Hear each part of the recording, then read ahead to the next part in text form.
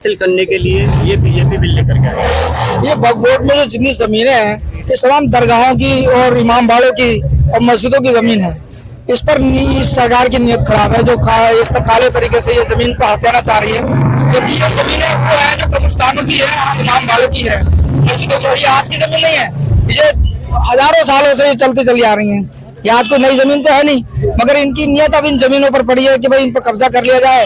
जिससे आजकल हालात खराब कर रखे हैं, हमारी जमीनों पर कब्जा किया जा रहा है। ऐसा क्या था जो रात को 2 बजे तक ये बिल पारित किया गया है? ऐसी क्या बीजेपी या भारतीय जनता पार्टी की मजबूरी थी जो इतनी नाइट तक जो है बिल पारित करने के लिए इमरजेंसी लगाई? ये सब उनकी अपनी मनमानी है, अपनी मनमानी तानाशाही चल रही है देश के अंदर। जो देश में अमन और शांति से जो अभी तक से चलता आ रहा है उसको बिगाड़ना चाहती है। अमन और शांति का जो मामला है उसको बिगाड़ना चाहती है। अभी हम जो हिंदू मुस्लिम भाई एक साथ हम मिलकर के रहते हैं, एक साथ बैठ के खाना खाते पीते हैं, ये उन्हें हजम नहीं हो रहा कि हम जिस तरह हम देश की ताकत बन रहे हैं, एक साथ मिलकर बैठ करके हम देश में अपनी ताकत को बढ़ा रहे हैं, इसको कमजोर बनाना चाहते हैं ताकि दूसरे मुल्कों पर भी ये नजर आए कि हमें तोड़ने के लिए। जैसे हमारा देश आजाद हुआ, सबसे पहले अंग्रेजों ने क्या करा, फूट डालो शासन करो की नीति अपनाई ताकि हम आपस में बिगड़ लड़ जाए और हमारा देश कमजोर हो जाए। यही नीति आज चल रही है। ये सारी बाहर मुल्कों की राजनीति हमारे देश में चलाई जा रही है ताकि हम आपस में हिंदू मुस्लिम जो प्रेम है हमारा, जो भाईचारा है, जो आज तक बना हुआ है, वो तोड़ना चाह रहे हैं। क्या ये हिंदू के जो 400 पार के जो है हिंदुओं के बलबूते पे नारे लगाते थे, 240 पे आकर बीजेपी अटक गई, इससे ये पता चल रहा है बीजेपी को क्योंकि हिंदू हमारा बिछड़ रहा है और मुसलमानों को हम सहयोग करें, ये एक पॉलिटिक्स है या वक्फ बोर्ड की संपत्ति हासिल करने के लिए मुसलमानों को लोभ दिया जा रहा है, या फिर जो ये मुसलमानों के लिए मोदी जी ने ईद पर किट देने की घोषणा की थी। क्या इसमें मोदी जी का क्या लाल चलोक जो है आपको दिखाई दे? इसमें हिंदू मुस्लिम कुछ नहीं है, इसमें सिर्फ पार्टी की बात है। हिंदू मुस्लिम तो कोई झगड़ा ही नहीं हमारा, हम आपस में सब एक हैं, आज भी एक है, कल भी एक थे और हमेशा एक रहेंगे। हिंदू मुस्लिम का कोई झगड़ा नहीं है, तो राजनीतिक झगड़ा है। ये पार्टी अपना हमारे यहाँ का अमन और शांति को बर्बाद करना चाहती है। जो हम इस तरह से आज एक तरह से मजबूत ताकत बने हुए हैं, हमारा आज तक हिंदू मुस्लिम कोई झगड़ा नहीं हुआ। ये झगड़ा तो राजनीतिक झगड़ा है जो पार्टी बवाल बना रही है। कि आज़ादी के बाद से लेके आज तक मुसलमानों के पीछे तमाम पार्टियां पड़ी रही, कोई किसी शक्ल में, कोई किसी शक्ल में। हमारे लिए कोई भी ऐसा पार्टी नहीं है जो मुसलमानों के हितैषी हो। सब वक्त पर मुसलमानों के साथ धोखा देती रही है। क्या उससे पहले कांग्रेस थी, क्या कांग्रेस को किसी ने रोका था?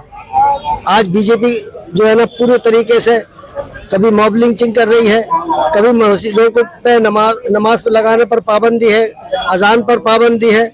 ये हर तरह से मुसलमानों को हिराशा और परेशान किया जा रहा है, हर तरह से, और ये हमेशा से होता चला आ रहा है। आज़ादी के बाद से लेकर पहले तो कहा था कि भी इनकी ज़बान छीन लो, उनकी ज़बान छीन ली गई। अब हमारे कारोबार भी छीने जा रहे हैं, हमारी आज़ादी भी छीनी जा रही है, हमारी मस्जिदों पर भी हमले हो रहे हैं, हमें मॉब लिंचिंग करके मारा भी जा रहा है। मीट खुद सबसे ज्यादा ये खाते हैं, हिंदुस्तान के अंदर सबसे ज्यादा फैक्ट्री हिंदू लोगों की है।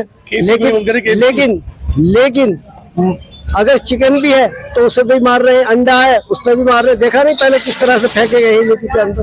हर तरह से जुल्म और जाति। मुसलमान इस देश का वफादार है, इसीलिए हर चीज को बर्दाश्त कर रहा है।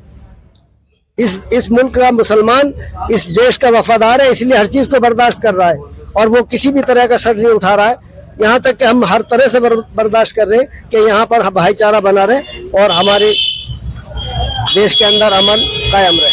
ये 2014 से ही ऐसा फूट डलना चालू हुई है, इससे पहले भी हो रहा था? इससे पहले दूसरे तरीके से थी। हमारे हिंदुस्तान की इस आज़ादी को लगभग 76-77 साल हुए हैं, लेकिन 7,500 फिसाद मुसलमानों के खिलाफ हुए आज़ादी से लेकर अब तक। 7,500 से ज्यादा फिसाद हुए, छोटे बड़े, जिनमें मुसलमानों की संपत्तियों को लूटा गया है, मारा गया है, छीना गया है। उसके बावजूद भी मुसलमानों को कभी इंसाफ नहीं मिला।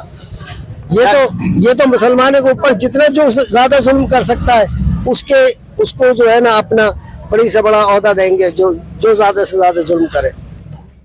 ये क्या कहना चाहेंगे वक्फ बोर्ड बिल के लिए? आपने जो है बीजेपी जो समर्थन लेकर के आई है वक्फ बोर्ड बिल, मुसलमानों को फुटबॉल समझ रखा है, जो मर्जी किक मार देता है, जो मर्जी इस्तेमाल कर लेता है, बस। इसके अलावा क्या कहें?